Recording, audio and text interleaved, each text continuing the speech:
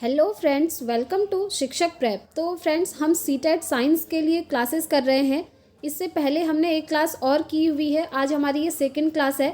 इससे first class में भी हमने 30 क्वेश्चंस का एक सेट लगाया था और आज की क्लास में भी हम 30 क्वेश्चंस का सेट लगाएंगे। फ्रेंड्स, ये आपके प्रीवियस ईयर क्वेश्चन हैं, आप इसको प्रैक्टिस सेट मानकर भी चल सकते हैं। 30 क्वेश्चंस लगाएंगे पिछली वीडियो की तरह। 20 क्वेश्चन आपके कंटेंट के रहेंगे और 10 क्वेश्चंस आपके पेडागोजी के रहेंगे, जो कि आपसे एग्जाम में पूछे जाते हैं। ठीक है, तो आपके सामने ये देखिए क्वेश्चन पेपर है। और मैं हमेशा आपको बोलती हूँ कि ज़्यादा न्यूमेरिकल्स पे कभी भी साइंस पे फोकस मत कीजिए, क्योंकि साइंस पे सिर्फ एक क्वेश्चन आपका न्यूमेरिकल से बनता है और अगर कभी बन भी गया तो मैक्सिमम आपके 2 क्वेश्चन बनते हैं न्यूमेरिकल से। अदरवाइज सारा आपका थियोरी से बनता है और पेडागोजी सेक्शन से बनता है। तो चलिए स्टार्ट करते हैं आज की क्लास और देख लेते हैं 30 क्वेश्चंस साइंस पेपर 2 के लिए। सबसे पहला क्वेश्चन है आपके सामने। मायरा किसी पैकेट को पहुंचाने के लिए 5 किलोमीटर दूरी पर अपनी सहेली के घर साइकिल चलाकर जाती है। वह जाते समय 12 किलोमीटर पर आवर की चाल से जाती है और लौटते समय 8 किलोमीटर पर आवर की चाल से लौटती है। उसकी समस्त यात्रा की औसत चाल आपको निकालनी है।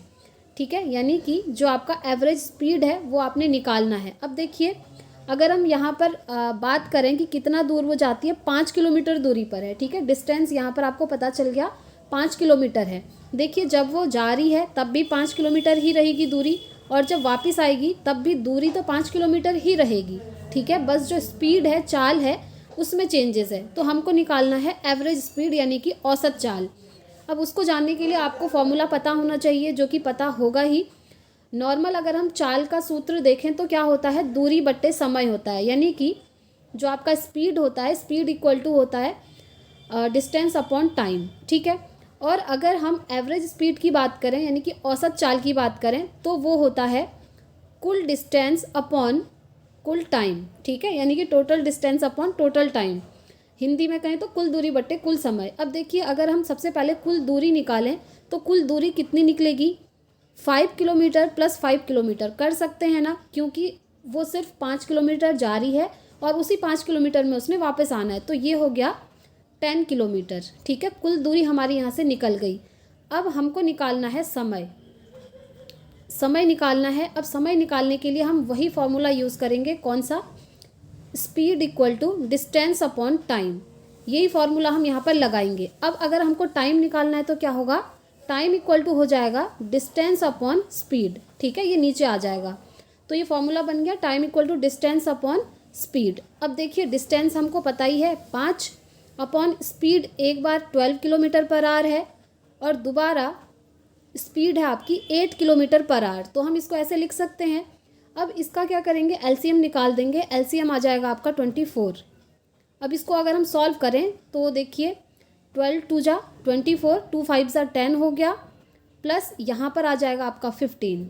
ठीक है, ये इक्वल टू आंसर कितना आ गया, 25 अपॉन 24।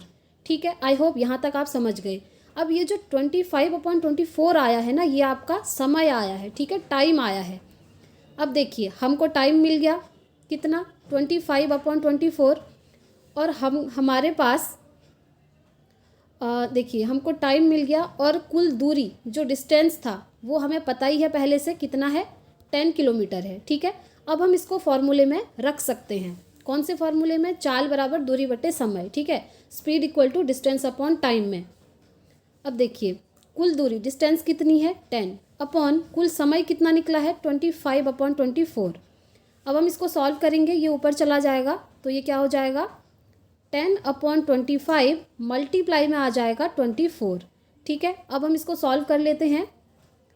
5 2 जा 10, 5 5 जा 25। ओके, अब इसको सॉल्व कर लो, ये क्या हो जाएगा, 24 2 जा 48 अपॉन नीचे 5।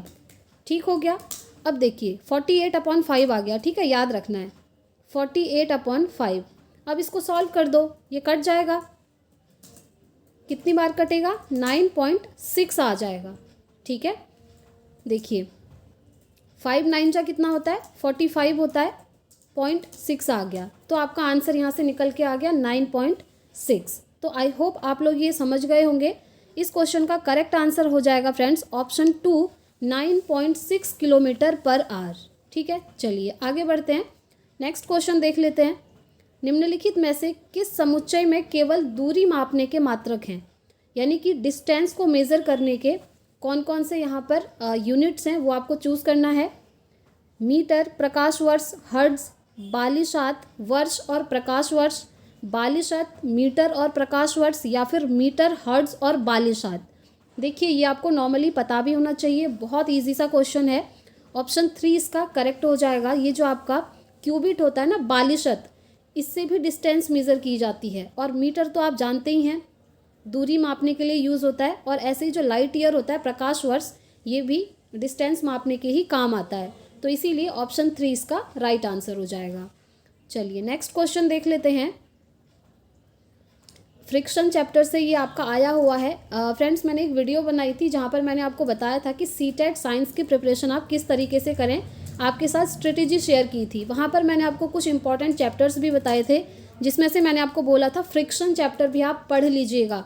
फ्रिक्शन हो गया और आपका जो फोर्स है, ठीक है, क्योंकि वहाँ से आपके क्वेश्चन बनते ही हैं, कॉन्टैक्ट फोर्स और नॉन कॉन्टैक्ट फोर्स से भी। तो चलिए फिलहाल हम ये क्वेश्चन देख लेते हैं। क्वेश्चन है, समीर अपने कंचे यानी कि गोली को फर्श पर बिछे 3 विभिन्न पृष्ठों, कौन कौन से पृष्ठ हैं, तनी हुई सेलोफिन शीट, कालीन और समाचार पत्र पर लुढ़काता है। कंचे पर लगने वाला घर्षण बल बढ़ते क्रम में किस प्रकार से होगा। अब आपको बताना है फ्रिक्शन का बढ़ता हुआ क्रम, ठीक है, असेंडिंग ऑर्डर में बताना है। अभी आप तभी बता पाएंगे जब आपको पता होगा कि घर्षण बल होता क्या है, ठीक है। तो चलिए, पहला है समाचार पत्र, सेलोफिन शीट और कालीन। दूसरा है समाचार पत्र, कालीन और सेलोफिन शीट। तीसरा है सेलोफिन शीट, समाचार पत्र और कालीन। और चौथा है सेलोफिन शीट, कालीन और समाचार पत्र। तो देखिए सबसे पहले आप ये समझ लीजिए कि सेलोफिन शीट होता क्या है।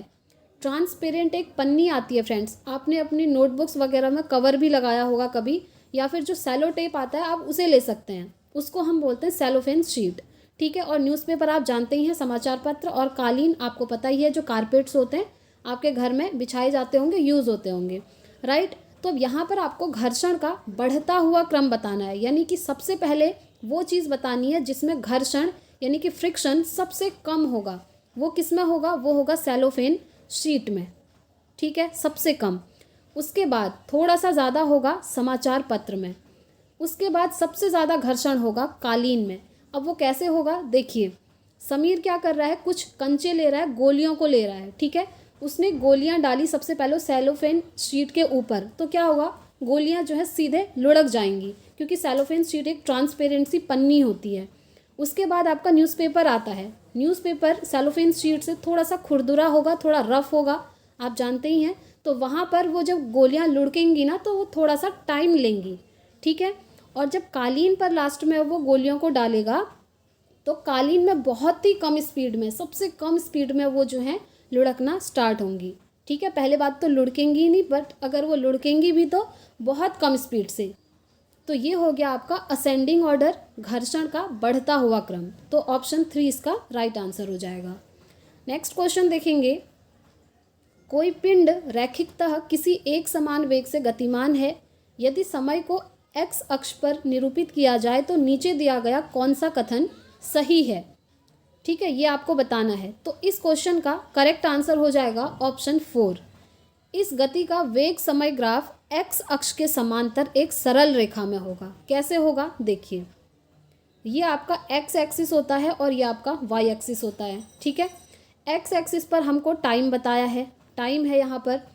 एंड देखिए वेलोसिटी की हम बात करें, अगर वेग यानी कि ये जो वेग है, इन्होंने बोला है क्वेश्चन में कि वेग जो है एक समान है, यानी कि अगर 20 है तो वो 20 ही रहेगा, 30 है तो वो 30 ही रहेगा, यानी कि वेलोसिटी आपकी चेंज नहीं होनी है।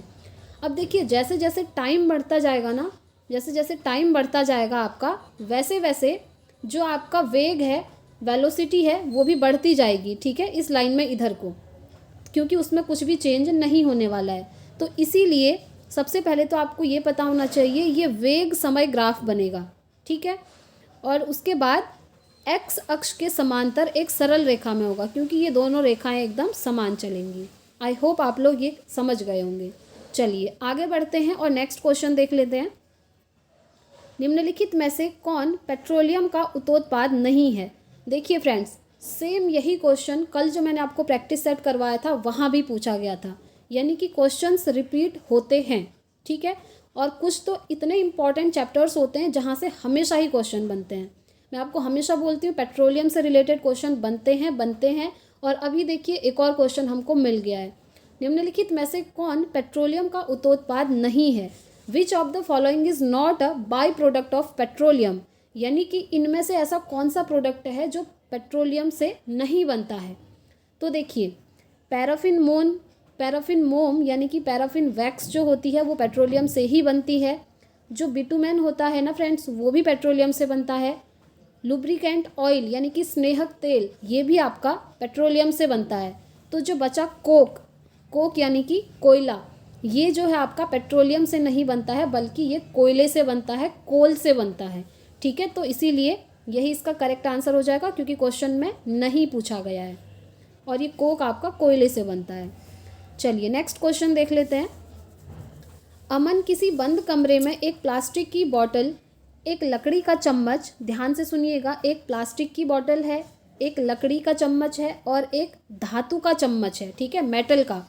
उसको वो रात भर रख देता है। कक्ष ताप 30 डिग्री सेल्सियस है, यानी कि जो रूम टेम्परेचर है आपका वो 30 डिग्री सेल्सियस है। सुबह होने पर वह इन तीनों वस्तुओं के ताप को रिकॉर्ड करता है, जो T1, T2 और T3 हैं, ठीक है। निम्नलिखित में से किस संबंध द्वारा इन तापों के निरूपण की सबसे अधिक संभावना हो सकती है? आपको ये बताना है कि इन तीनों का जो टेम्परेचर है उनमें क्या चेंज होगा। ये यहाँ पर ऑप्शन इन्होंने दिए हुए हैं, ठीक है। तो देखिए फ्रेंड्स, इसको थोड़ा समझ लेते हैं। आप देख रहे हैं यहाँ पर जो टेम्परेचर है वो 30 डिग्री सेल्सियस है, यानी कि तीनों में सेम टेम्परेचर यूज़ हो रहा है। कितना? 30 डिग्री सेल्सियस, ठीक है। अब उसको रात भर, इसने जो है तीनों चीज़ों को रात भर रख दिया और मॉर्निंग में उठ के उसने देखा कि टेम्परेचर जो है तीनों का एक समान रहा होगा। ऐसा क्यों? क्योंकि जो टेम्परेचर है वो तीनों का इक्वल कर दिया है। अब भले ही वो प्लास्टिक की बॉटल हो, भले ही वो स्पून लकड़ी का हो, वुड का हो, या फिर वो जो स्पून है वो मेटल का ही क्यों ना हो, बट रात भर जिस टेम्परेचर में वो रखे गए हैं उनका टेम्परेचर सेम है। इसीलिए जब मॉर्निंग में उठ करके आप उसको देखेंगे तो जो टेम्परेचर होगा वो सेम रहेगा, चेंज नहीं होगा, तीनों का सेम रहेगा। इसीलिए ऑप्शन 1 यहाँ पर राइट हो जाएगा। T1 equal to T2 equal to T3, किसी का भी कम ज़्यादा नहीं होगा, ठीक है। आई होप आप लोग ये भी समझ गए होंगे। Option 1 is the right answer. Next question, निम्नलिखित जीवों में से कौन प्रकाश संश्लेषण द्वारा अपना भोजन बना सकता है? तो इसका राइट आंसर हो जाएगा friends algae. Which of the following organisms can prepare their own food by photosynthesis? Photosynthesis की प्रक्रिया से जो एल्गी है ना, शैवाल है, वो अपना भोजन खुद से बना लेगा। नेक्स्ट क्वेश्चन देखते हैं। निम्नलिखित में से कौन से लक्षण ध्रुवीय भालू को चरम शीत अवस्थाओं के अनुकूल बनाने में सहायता करते हैं? Which of the following features help polar bear adapt in extreme cold conditions? सबसे पहले आपको ये ध्यान रखना है कि जो ये पोलर बियर होते हैं ना, ये ठंडे इलाके में होते हैं, ठीक है। तो इस क्वेश्चन का राइट आंसर हो जाएगा ऑप्शन 2। इनको जो अनुकूल बनाने में हेल्प करते हैं ठंडे में, वो हो गए इनके सफ़ेद बाल, जिनको हम फर भी कहते हैं, मुड़े हुए लंबे और पैने नाखून यानी कि लॉन्ग कर्व्ड शार्प क्लॉज, और साथ में त्वचा के नीचे वसा की जो लेयर होती है, फैट अंडर स्किन, इसको कह सकते हैं, ठीक है। तो जो पोलर बियर है, इससे रिलेटेड ये क्वेश्चन भी काफ़ी बार बना है, रिपीटेडली पूछा है, तो ये क्वेश्चन भी आप ध्यान से देख लीजिए। इसका राइट आंसर हो जाएगा ऑप्शन 2। नेक्स्ट क्वेश्चन देखते हैं। ये बहुत इजी क्वेश्चन है फ्रेंड्स, ये सब आप लोग कर ही लेंगे। दूध में निम्नलिखित में से कौन से पोषक तत्व पाए जाते हैं? बहुत इजी क्वेश्चन है, आप जानते ही हैं दूध में क्या क्या पाया जाता है। अब अगर आपको नहीं भी पता है ना, आप एलिमिनेशन मेथड से इसको सॉल्व कर सकते हैं। कैसे? देखिए, क्वेश्चन है which of the following nutrients are present in milk? Milk में कौन कौन से न्यूट्रिएंट्स पाए जाते हैं? आप जानते हैं मिल्क में प्रोटीन पाया जाता है, सीधी सी बात है। मिल्क में विटामिन डी भी पाया जाता है और मिल्क में कैल्शियम भी पाया जाता है। और अगर आप इन चारों ऑप्शंस को देखें तो कैल्शियम ओनली एक ऑप्शन में आपको मिलेगा और यही ऑप्शन आपका राइट हो जाएगा, क्योंकि मिल्क में कैल्शियम भी पाया जाता है, ठीक है। अब आपके यहाँ से और क्वेश्चन भी बन गए। आपको सिर्फ कैल्शियम ही याद नहीं रखना है, आपको ये याद रखना है कैल्शियम के साथ साथ प्रोटीन और विटामिन भी मिल्क में पाए जाते हैं। ठीक है, चलिए आगे बढ़ते हैं, नेक्स्ट क्वेश्चन देख लेते हैं। पूर्तिरोधी रोगाणुरोधक के रूप में घावों पर लगाए जाने वाले बैंगनी रंग के विलयन में कौन सी अधातु है? यानी कि the non metal used in the purple coloured solution applied on wounds as antiseptic is. Antiseptic के रूप में पर्पल कलर का कौन सा अधातु है, आपको ये बताना है। तो देखिए इसका राइट आंसर हो जाएगा ऑप्शन 2, आयोडीन। ठीक है, वो होता है आपका आयोडीन। इसको आपने एज इट इज़ याद ही रखना पड़ेगा। नेक्स्ट क्वेश्चन, वायु के संबंध में नीचे दिया गया कौन सा कथन सही नहीं है? नहीं है पूछा है। ठीक है, कभी भी आंसर करने से पहले आपको क्वेश्चन अच्छे से रीड कर लेना है कि पॉजिटिव है या फिर नेगेटिव है। तो आपसे यहाँ पर नेगेटिव पूछा है। तो देखिए वायु में भार होता है, ये बिल्कुल सही बात है, वायु में भार होता है। Air has wait, okay. Next है, मृदा में वायु उपस्थित नहीं होती है। ये ऑप्शन जो है यहाँ पर गलत है और यही इसका राइट आंसर हो जाएगा, क्योंकि फ्रेंड्स जो हमारी सॉइल होती है ना उसमें एयर प्रेजेंट होती है। जब सॉइल में एयर प्रेजेंट होती है तभी तो जो प्लांट्स होते हैं वो श्वसन कर पाते हैं, अदरवाइज श्वसन कैसे करेंगे, यानी कि रेस्पिरेशन कैसे करेंगे, है ना।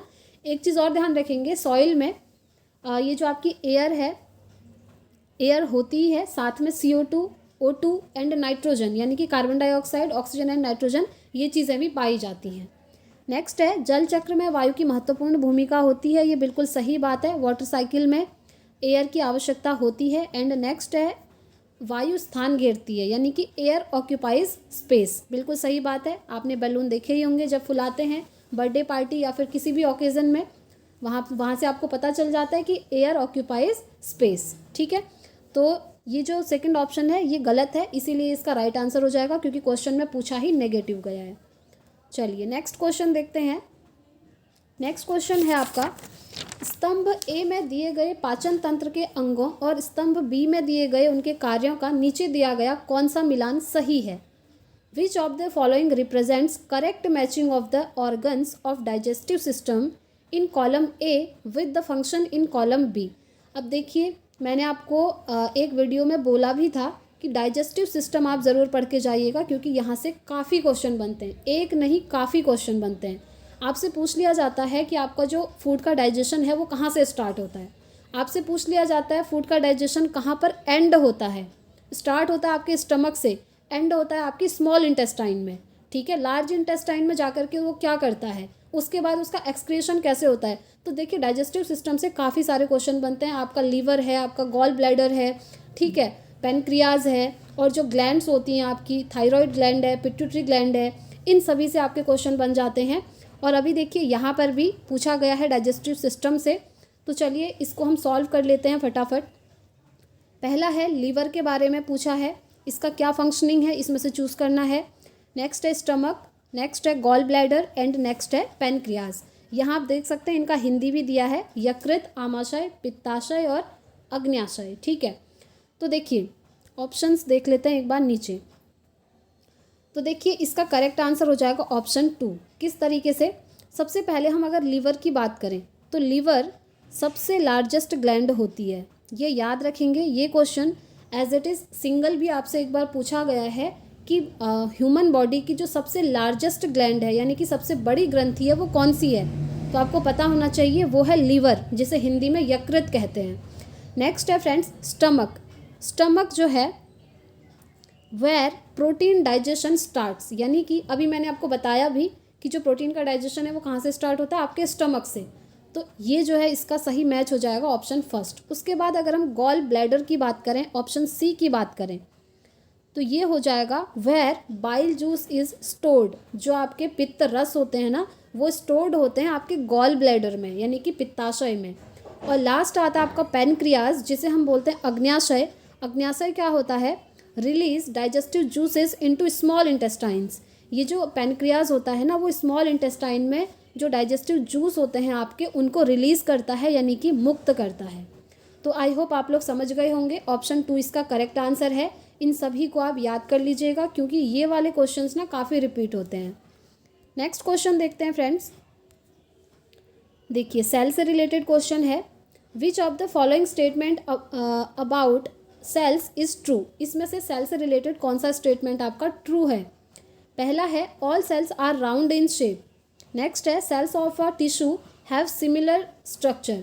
नेक्स्ट है size of cells is same in a well organised organism. And fourth है all the cells have nucleus.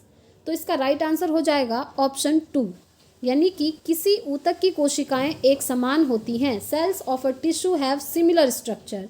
ठीक है, कोई भी आप टिश्यू देखेंगे तो उसके अंदर जितनी भी सेल्स होंगी वो सिमिलर स्ट्रक्चर की होंगी।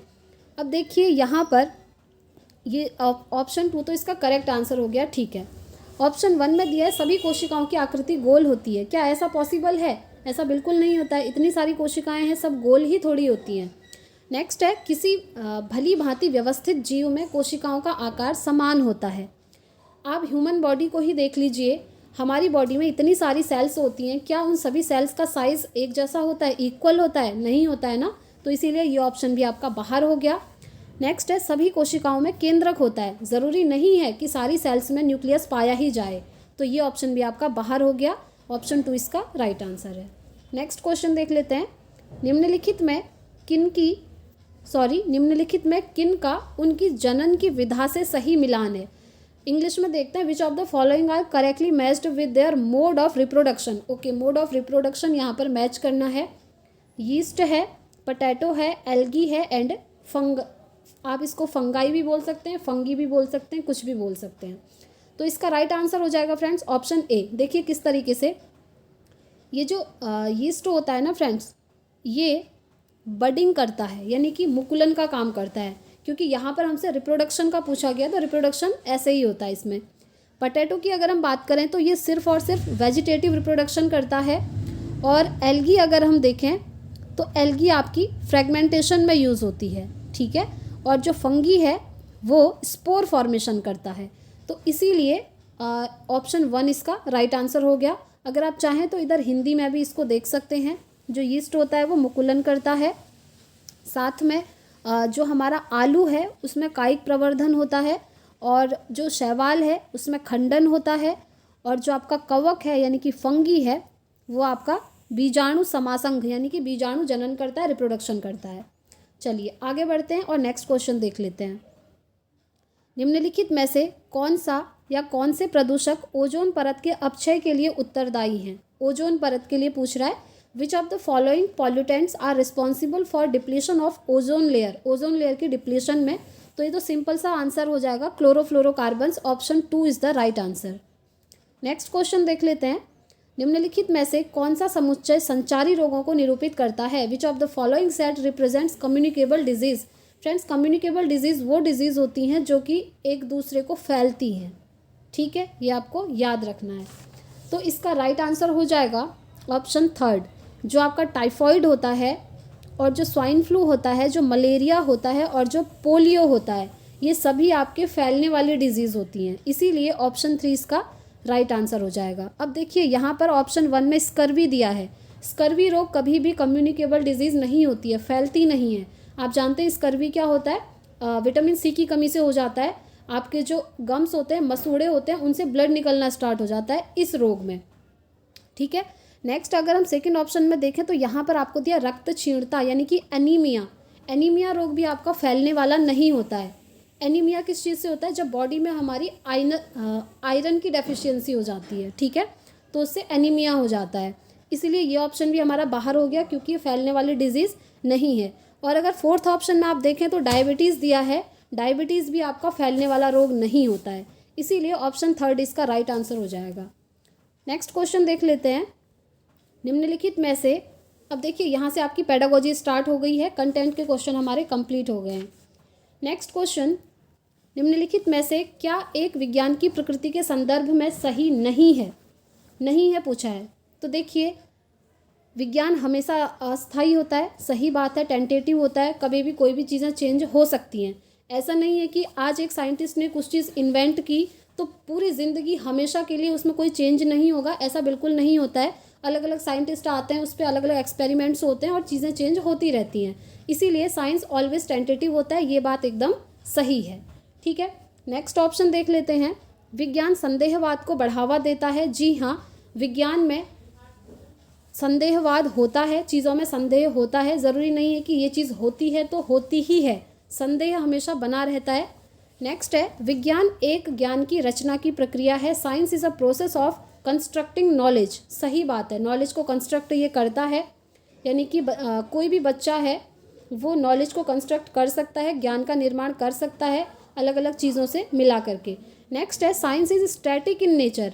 देखिए फ्रेंड्स, ये बिल्कुल भी सही बात नहीं है, ये गलत है। इसीलिए इस क्वेश्चन का आंसर यही सही होगा, क्योंकि क्वेश्चन में पूछा ही नॉट गया है। ठीक है, science is static in nature. Science की प्रकृति स्थिर होती है? बिल्कुल भी नहीं होती। साइंस की प्रकृति हमेशा अस्थिर होती है, कभी भी स्थिर नहीं होती है, स्टैटिक नहीं होती है। तो ऑप्शन 1 इसका राइट आंसर हो जाएगा, ऑप्शन डी। नेक्स्ट क्वेश्चन, निम्नलिखित में से किसका विकास विज्ञान के द्वारा होता है? विज्ञान के द्वारा किसका विकास होता है? तो देखिए थर्ड ऑप्शन यहाँ पर राइट हो जाएगा, निष्पक्षता, वैज्ञानिक दृष्टिकोण और वैज्ञानिक स्वभाव। अब जो आप देख रहे हैं स्टैटिक माइंड सेट, स्थायी मानस प्रवृत्ति, विज्ञान के द्वारा यानी कि साइंस के द्वारा कभी भी हमारा जो माइंड है, बच्चों का जो माइंड है, वो स्टैटिक नहीं हो सकता, वो स्थिर नहीं हो सकता। ठीक है, ये आपको ध्यान रखना है। तो इसका राइट आंसर हो जाएगा ऑप्शन थर्ड, यानी कि इक्विटी होती है, निष्पक्षता होती है, साइंटिफिक एटीट्यूड, ये तो बहुत ज़रूरी है साइंस में, और साथ ही साथ साइंटिफिक टेम्पर। साइंटिफिक टेम्पर क्या होता है? जो आपका वैज्ञानिक स्वभाव होता है, कोई भी चीज़ हो रही है तो क्यों हो रही है, कैसे हो रही है, उसके स्टेप्स को जानना। बच्चों में क्यूरियोसिटी होती है ना कि किसी चीज़ की टीचर ने स्कूल में कुछ पढ़ाया बच्चों को, कोई भी टॉपिक, कि इस चीज़ का निर्माण ऐसे हुआ है, तो बच्चों के अंदर एक क्यूरियोसिटी होती है जानने की कि अच्छा इसमें कौन कौन से स्टेप्स यूज़ हुए होंगे, कैसे ये काम हुआ होगा। तो यही होता है साइंटिफिक टेम्पर। तो इसका विकास बच्चों के अंदर होता ही है। इसीलिए ये जो फोर्थ ऑप्शन है ये गलत है, क्योंकि स्टैटिक माइंडसेट साइंस में नहीं बनता है। देखिए फ्रेंड्स, मैंने आपको पहले भी बोला था कि जो साइंस की पेडागोजी है वो अदर सब्जेक्ट्स की पेडागोजी से काफ़ी डिफरेंट है। इसलिए एग्ज़ाम से पहले मैं आप लोगों के लिए क्लास लेके आऊँगी साइंस पेडागोजी की। मैराथन क्लास होगी, थोड़ा लॉन्ग क्लास होगी, बट उसमें साइंस पेडागोजी के आपके सारे कॉन्सेप्ट एकदम क्लियर हो जाएंगे। चलिए नेक्स्ट क्वेश्चन देख लेते हैं फटाफट। एक विज्ञान शिक्षक की भूमिका होनी चाहिए डैश। आपको छांटना है इनमें से विज्ञान शिक्षक की भूमिका क्या होनी चाहिए। पहला है provide rich variety of learning experiences to learners, यानी कि छात्रों को प्रचुर विभिन्न सीखने के अनुभव प्रदान करना। नेक्स्ट है provide product based teaching learning environments to learner, यानी कि छात्रों को उत्पाद आधारित शिक्षण अधिगम पर्यावरण देना। थर्ड है guide learners to practice the memorization of the creative ideas, यानी कि सृजनात्मक विचारों को रटने के अभ्यास में छात्र का मार्गदर्शन करना। एंड फोर्थ ऑप्शन है encourage all learners to frame questions of high cognitive abilities, यानी कि उच्च संज्ञानात्मक क्षमताओं वाले प्रश्नों के निर्माण के लिए सभी छात्रों को प्रेरित करना। अब देखिए इस क्वेश्चन का आंसर वो स्टूडेंट्स आराम से कर पाएंगे जिन्होंने मेरी साइंस टैग वर्ड्स वाली वीडियो देखी होगी। वो टैग वर्ड्स ना फ्रेंड्स आपको पेडागोजी में इतनी हेल्प करेंगे, जब आप एग्ज़ाम देने बैठेंगे आपको खुद रियलाइज़ होगा।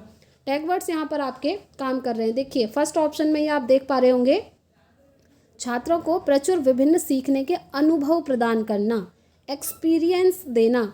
जहाँ भी बच्चे को आपको दिखेगा ऑप्शन में दिया है कि बच्चा एक्सपीरियंस गेन कर रहा है, अनुभव प्रदान किया जा रहा है, तो वो ऑप्शन आपका हमेशा राइट होगा। ठीक है, तो बच्चों को सीखने के अवसर प्रदान किए जा रहे हैं यहाँ पर, यानी कि बच्चा खुद यहाँ पर एक्टिव है, पॉजिटिवली एक्टिव है। और जिस भी ऑप्शन में बच्चा आपको दिखेगा कि एक्टिव रूप से कोई काम खुद से कर रहा है, तो वो ऑप्शन आपका हमेशा राइट हो जाएगा। इसलिए ऑप्शन 1 इसका राइट हो जाएगा। ठीक है, ओनली पर्यावरण आप प्रदान कर देंगे, इससे कोई लाभ नहीं होने वाला। रटने के अभ्यास में, रटना तो पूरा नेगेटिव टैग वर्ड है फ्रेंड्स, ये तो सही हो ही नहीं सकता कभी। और नेक्स्ट है उच्च संज्ञानात्मक क्षमताओं वाले प्रश्नों के निर्माण के लिए छात्रों को प्रेरित करना। अगर छात्र 4th क्लास में पढ़ रहा है तो आप उसको उच्च संज्ञानात्मक क्षमता वाले क्वेश्चन दे देंगे, यानी कि 4th क्लास में बच्चा है और आप उसको 6th क्लास के क्वेश्चन दे रहे हैं, तो वो कैसे सॉल्व कर पाएगा? बिल्कुल नहीं कर पाएगा। तो ये ऑप्शन भी आपका बाहर हो गया। Option 1 is the right answer. चलिए आगे बढ़ते हैं। राष्ट्रीय पाठ्यचर्या 2005 के अनुसार एक अच्छी विज्ञान शिक्षा कैसी होनी चाहिए? एनसीएफ 2005 तो आपके हर सब्जेक्ट में काम आने वाला है। मैंने सीडीपी की जो आपको क्लासेस करवाई हैं वो प्लेलिस्ट आई होप आप लोगों ने देखी होंगी, वहाँ पर एनसीएफ वाला चैप्टर आप ज़रूर पढ़ लीजिएगा, क्योंकि वो आपको हर सब्जेक्ट में काम आने वाला है। इसका राइट आंसर हो जाएगा ऑप्शन ए। किस तरीके से, देखिए, सीखने वाले के प्रति सच्ची होनी चाहिए। जी हाँ, एनसीएफ 2005 कहता है कि जो एक अच्छी साइंस एजुकेशन है वो ट्रू टू द लर्नर्स होनी चाहिए, यानी कि बच्चा जो भी चीज़ पढ़ रहा है वो उसकी लाइफ से कनेक्टेड होनी चाहिए। नेक्स्ट है, सीखने वाले के पर्यावरण के प्रति सच्ची होनी चाहिए। सही बात है, true to the environment of the learner. Third option है, विज्ञान के प्रति सच्ची होनी चाहिए। ये तो बिल्कुल गलत है, ट्रू टू द टीचर नहीं होती है। नेक्स्ट है, ट्रू टू साइंस, विज्ञान के प्रति सच्ची होनी चाहिए। ये बिल्कुल सही है, यानी कि थर्ड ऑप्शन यहाँ पर गलत है। अब देखिए, एक चीज़ आप ध्यान रखिएगा, यहाँ पर जो साइंस एजुकेशन है ना, अगर ऑप्शन में दिया है ट्रू टू लर्नर तो आप उसको राइट बोलेंगे। अगर दिया है true to environment of the learner वो भी सही है।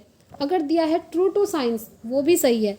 बट अगर किसी भी ऑप्शन में दिख गया कि ट्रू टू टीचर, यानी कि टीचर के प्रति सच्ची होनी चाहिए, ये ज़रूरी नहीं होता है, क्योंकि पढ़ाई बच्चे ने करनी है, सीखना बच्चे ने है, ठीक है, टीचर ने नहीं सीखना है। तो टीचर के प्रति सच्ची होनी चाहिए, ये ऑप्शन आपका हमेशा गलत होगा। टैग वर्ड्स वाली वीडियो आप ज़रूर देख लीजिएगा, पिछली बार के सीटेट एग्ज़ाम के लिए मैंने करवाया था। इस बार का भी मैं सब्जेक्ट वाइज आप लोगों को अलग अलग करवा दूंगी, बट टैग वर्ड्स तो वही रहेंगे, वो थोड़ी चेंज होंगे, है ना। तो आप चाहें तो उस वीडियो को देख सकते हैं। तो इस क्वेश्चन का राइट आंसर हो जाएगा फ्रेंड्स ऑप्शन 1, जिसमें है ए, बी और डी। नेक्स्ट क्वेश्चन देखते हैं। 10 क्वेश्चंस आपके और बचे हैं। बच्चे ने अपने क्षेत्र के लोगों में वायु प्रदूषण के स्रोतों की जागरूकता का सर्वे का संचालन करना। निम्नलिखित में से कौन सी संज्ञानात्मक प्रक्रिया उपरोक्त सीखने के उद्देश्य में रेखांकित क्रियापरक संचालन करना से सबसे अधिक संबंधित होगी? तो इसका राइट आंसर हो जाएगा ऑप्शन 3, सृजन करना, यानी कि क्रिएटिंग। यहाँ भी टैग वर्ड काम कर रहा है। रिमेम्बरिंग, याद करना, ये बहुत गलत चीज़ होती है, बच्चे को याद नहीं करवाना है। अब देखिए, अंडरस्टैंडिंग भी सही है, अप्लाइंग भी सही है, बट इनसे भी ज़्यादा एक पॉजिटिव चीज़ है क्रिएटिंग, सृजन करना, जहाँ पर बच्चा खुद से किसी चीज़ का निर्माण कर रहा है, खुद से एक्टिव है, खुद से काम कर रहा है। लर्निंग बाय डूइंग जो कॉन्सेप्ट दिया था जॉन डीवी ने, करके सीखना, वही ऑप्शन है यहाँ पर क्रिएटिंग, इसलिए ऑप्शन 3 इसका राइट आंसर हो जाएगा। चलिए नेक्स्ट क्वेश्चन देख लेते हैं। निम्नलिखित में से कौन सी युक्ति विज्ञान शिक्षण अधिगम में सीखने वाले को शामिल करने के लिए सबसे अधिक उपयुक्त हो सकती है? Which of the following strategy can be the most appropriate for involving learners in the teaching learning of science? तो इसका राइट आंसर हो जाएगा ऑप्शन 3, सबसे पहले छात्र को सीखने में जोड़ने पर कार्य करना। अब देखिए, मैं आपको सारे ही ऑप्शन बता देती हूँ। विज्ञान की पुस्तक को पढ़ना, सिर्फ रीडिंग करना, ये गलत चीज़ है। छात्रों के कठिन बिंदुओं को स्पष्ट करना, ओनली जो बच्चे के हार्ड स्पॉट्स हैं उन्हें ही थोड़ी आप स्पष्ट करेंगे, सारी चीज़ें स्पष्ट करेंगे ना। नेक्स्ट है, छात्रों को समूह आकलन के लिए प्रोत्साहित करना।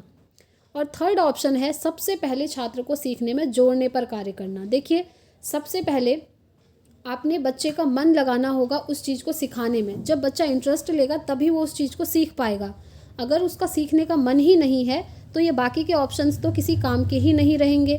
इसीलिए ऑप्शन 3 इसका राइट आंसर होगा। Working on engaging the learners first, सबसे पहले लर्नर्स को आपने इंगेज करना है सीखने के लिए।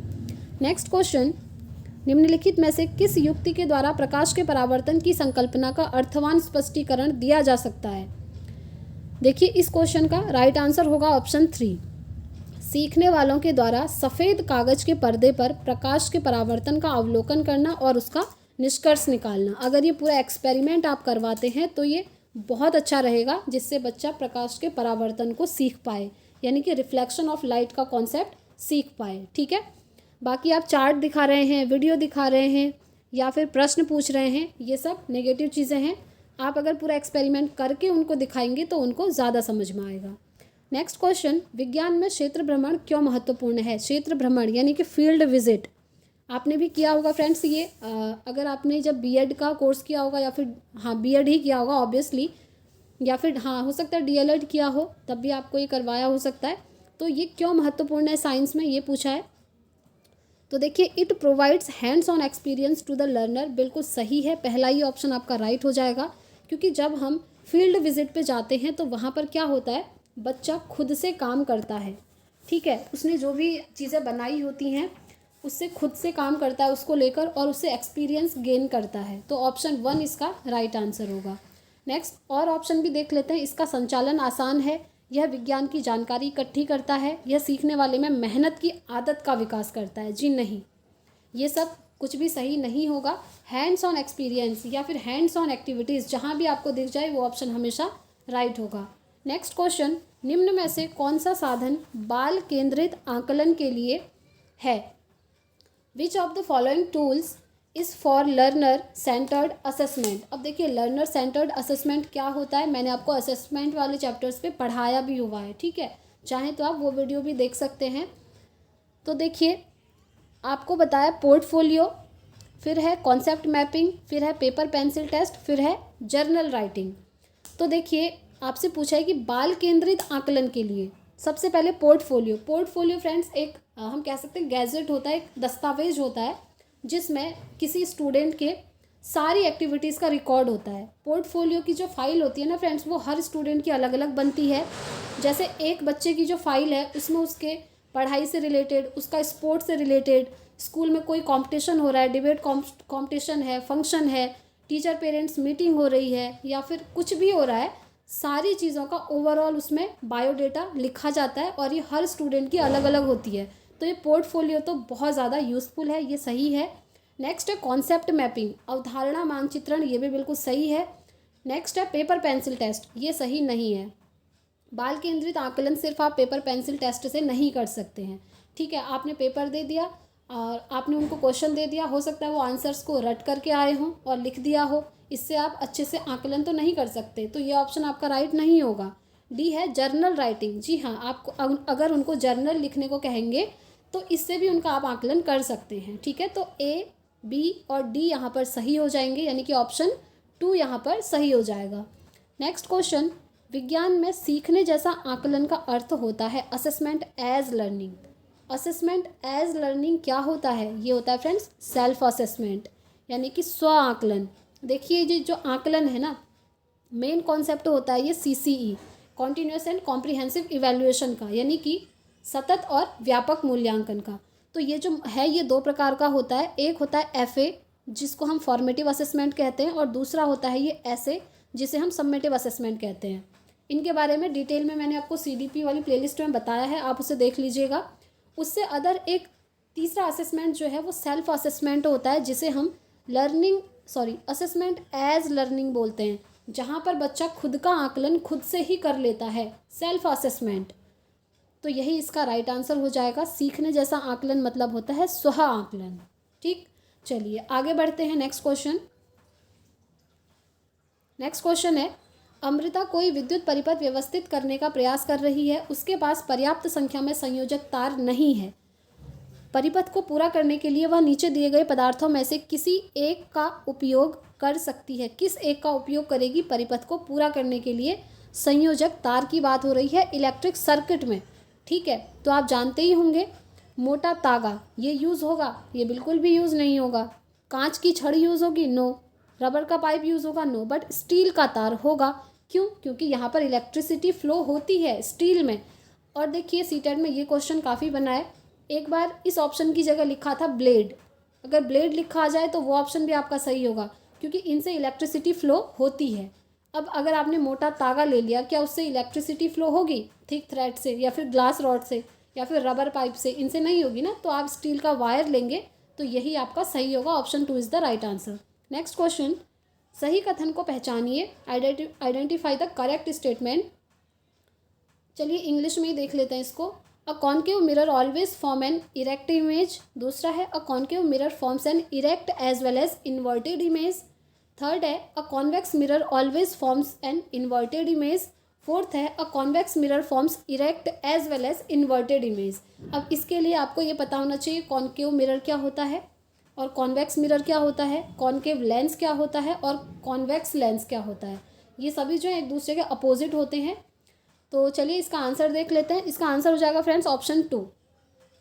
जो आपका अवतल दर्पण होता है ना, यानी कि जो आपका कॉन्केव मिरर होता है, वो आपका सीधा प्रतिबिंब भी बनाता है और साथ में उल्टा प्रतिबिंब भी बनाता है। ये आपको याद ही रखना पड़ेगा, इसके पीछे कोई ट्रिक आपकी नहीं होगी, ठीक है। तो जो आपका कॉन्केव मिरर है वो इरेक्ट और इन्वर्टेड दोनों इमेज बनाएगा। नेक्स्ट क्वेश्चन, चींटी के दंश में निम्नलिखित में से कौन सा अम्ल होता है, यानी कि which of the following acids is found in ants sting, यानी कि जब आपको कोई चींटी काट लेती है तो उस चींटी के काटने पर कौन सा एसिड रिलीज होता है आपकी बॉडी में, ये पूछा है। तो वो होता है फ्रेंड्स फॉर्मिक एसिड। ठीक है, जब चींटी काटती है याद रखिएगा formic acid. Next question and ये लास्ट क्वेश्चन है आपका, किसी ईंधन के 3.7 किलोग्राम को पूर्ण दहन करने पर 1.665 इंटू 10⁸ जूल ऊर्जा प्राप्त होती है। मानक मात्रकों में इस ईंधन का कैलोरी मान यानी कि ऊष्मीय मान क्या होगा। Calorific value of the fuel in standard unit is. देखिए इस क्वेश्चन का मैं आपको सिर्फ आंसर बता रही हूँ, इसको सॉल्व करके आप लोग कमेंट बॉक्स में ज़रूर बताइएगा कि ये क्वेश्चन किस तरीके से सॉल्व होगा। अगर नहीं बनेगा आपसे तब भी आप कमेंट करके बता सकते हैं। नेक्स्ट जो आपकी साइंस की क्लास आएगी जिसमें हम थर्ड प्रैक्टिस सेट करेंगे ऐसे ही 30 क्वेश्चन, उसमें सबसे पहले मैं आपको फिर ये क्वेश्चन सॉल्व करवा दूंगी। ठीक है, फिलहाल आप इसका आंसर जान लीजिए। इसका आंसर है ऑप्शन 1 45,000। ठीक हो गया। तो फ्रेंड्स ये थे आपके साइंस का सेट 2 हमने लगाया जिसमें हमने 30 क्वेश्चंस कंप्लीट कर लिए हैं। एंड आई होप कल वाला जो हमने प्रैक्टिस सेट किया था उससे थोड़ा सा हार्ड लगा होगा आपको आज का पेपर, क्योंकि मुझे भी ये थोड़ा बहुत उस पेपर से हार्ड लगा। ठीक है, तो इस तरीके से आप अपनी प्रिपरेशन करते रहिए, ऐसे ही हम सारी क्लासेस कंटिन्यू करते रहेंगे। वीडियो पसंद आए तो प्लीज़ लाइक एंड शेयर ज़रूर कीजिएगा। चैनल पर नए हैं तो चैनल को सब्सक्राइब करके बेल आइकन प्रेस कर लीजिएगा ताकि आने वाली वीडियोज़ की नोटिफिकेशंस आपको मिलती रहे। तो इस वीडियो में इतना ही रखते हैं फ्रेंड्स, मिलते हैं नेक्स्ट वीडियो में। Thanks for watching.